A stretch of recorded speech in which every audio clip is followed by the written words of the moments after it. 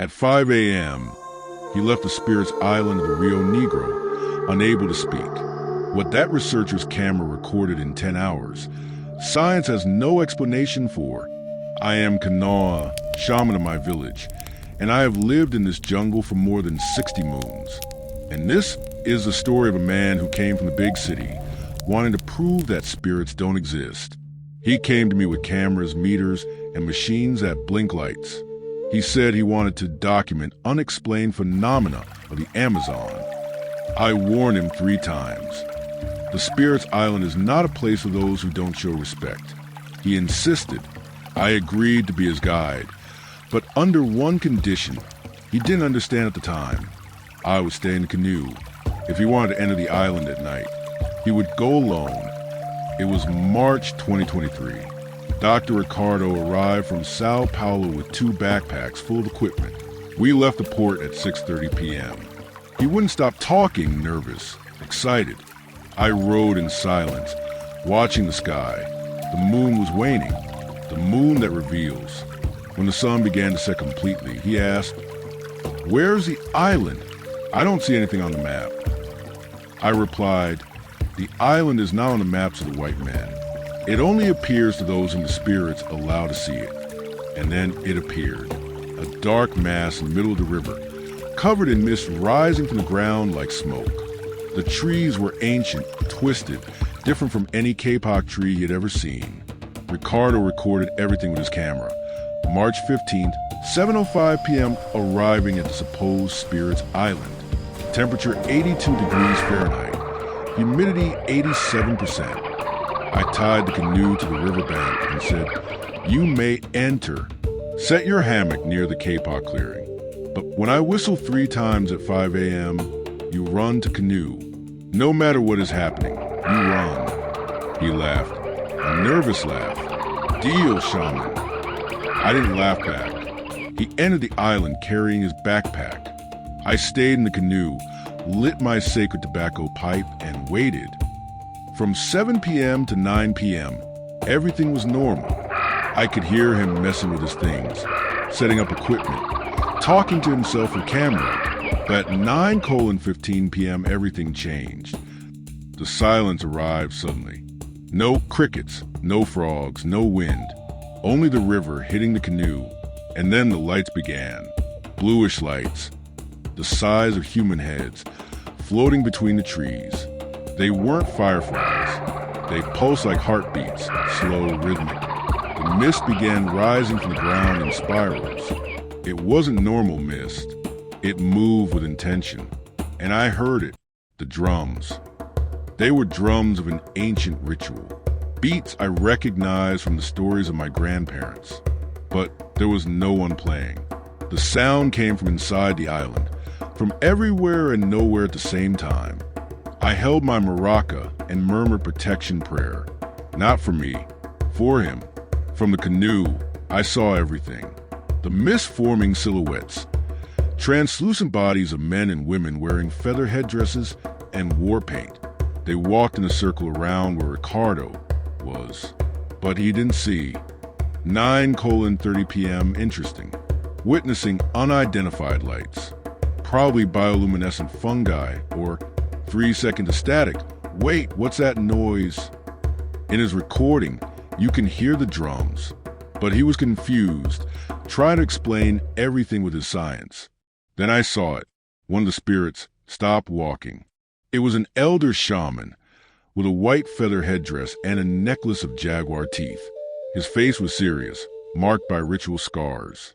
He looked at me, through the water, through the mist. Our eyes met. He nodded. A silent question. "Do you trust this man?" I closed my eyes and took a deep breath. The spirits decide. I whispered. The elder turned toward Ricardo. At 11:45 p.m., Ricardo woke up. He had fallen asleep without noticing. The spirits do that when they want to test someone. In the recording, you can hear him screaming. What the hell?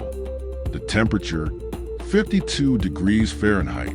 How is this possible? There's someone here. I can see you. Who are you? What? And then a voice responded. in an ancient indigenous language, without accent, without echo, just existing in the air. You came to see, but you did not come to understand. Ricardo pointed the camera, and for the first time he saw a circle of translucent figures around his hammock. Men, women, children, all looking at him. War paint, headdresses, necklaces, clothing from different eras.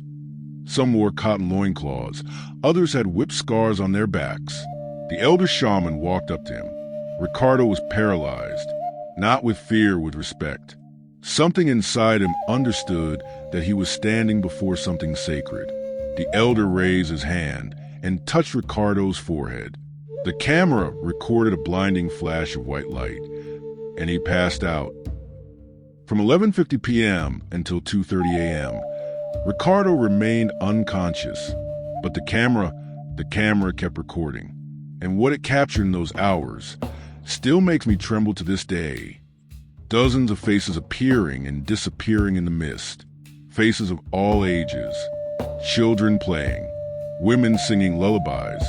Men performing hunting rituals. The camera rotated 180 degrees by itself, without anyone touching it, and focused on the dense forest, and showed something impossible. Giant trees that no longer exist. Entire villages with straw huts. Lit fires. People living, laughing, crying. The camera was seeing the past. 500 years of history happening at the same time, in layers, as if time did not exist on that island. I saw everything from the canoe. My eyes can see these things too. But for Ricardo, it was the first time the veil had been lifted. At 5 a.m., still completely dark, I blew the whistle 3 times. Silence. I waited 10 minutes. Nothing. I took my maraca, lit sacred tobacco, and entered the island. The mist was gone. The forest was normal. Crickets, frogs, birds starting to sing. I found Ricardo sitting in the hammock, awake, staring into nothing, pale, trembling, cold sweat running down his face even in the morning heat. He saw me and whispered, "Kanauã, they showed me. I saw." "I know," I said. "They gave you permission. That is rare." "The camera, you need to see the camera." He was in shock, put the backpack on, grabbed the camera with trembling hands. Didn't look back when we left. In the canoe back, he didn't say a word for the first 20 minutes. Just stared at the river water, as if seeing it for the first time. Later, he showed me parts of the recording. I recognized some faces. The elder shaman with the white headdress was Chief Ajiricaba. He died 300 years ago fighting the Portuguese, refusing to be enslaved. He threw himself, still in chains, into the Rio Negro to avoid capture. The woman who appears singing was a shaman Yara. She guarded the secrets of healing plants. She was killed by miners in 1780 when she refused to reveal where the sacred gold was. The children who appeared playing, many died from diseases brought by white people. Measles, smallpox, flu. Ricardo saw 500 years of suffering, resistance, and wisdom in one night. They showed him the living memory of the forest. When we arrived at the port, he finally spoke. "Kanauã, I came here to prove you were wrong, that it was superstition, folklore." I lit my pipe, and now, I don't know what's real. Everything is real, I said. You just didn't know how to see. He took his things, returned to Sao Paulo. Before leaving, he gave me a copy of the recording. "Keep this. Please. No one will believe me, but you know it's true."